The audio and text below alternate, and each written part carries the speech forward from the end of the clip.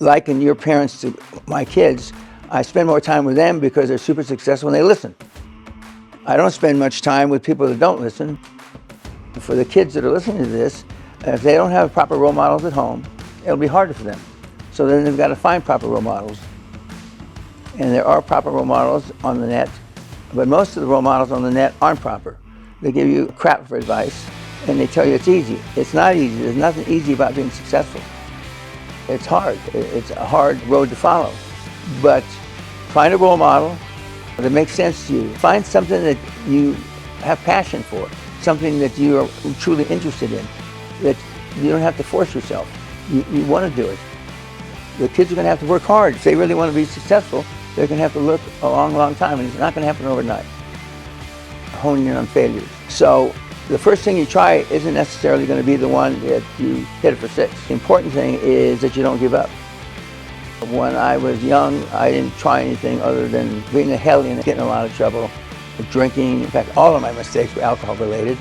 But I learned by looking at the people that I surrounded myself with. You're the average of the 5 people you spend most of the time with. People that you spend time with or trying to be like. Most of the kids that are watching this can't say that. You know, they've got a mom, maybe a single mom. They've got a dad that is, I'm not saying he's a drunk, but he's off drinking and he's not at home.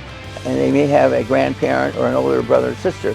So if you want to minimize your mistakes and minimize your failures, you have to be around or be exposed to successful, high-performance people. So there's all levels of success. The important thing is to set a high standard for yourself and keep to it no matter what. No matter what happens, no matter what obstacles. Although I haven't had a mistake or an error or a failure in a long, long time. We're talking decades. I still remember when I've been fired 3 times and not hired by big corporations twice. So 5 times they told me I was like a square peg in a round hole. You will not make it in the corporate world, Danny. That's what they used to call me. And so I realized I had to do something on my own. But it took me 10 years to figure that out.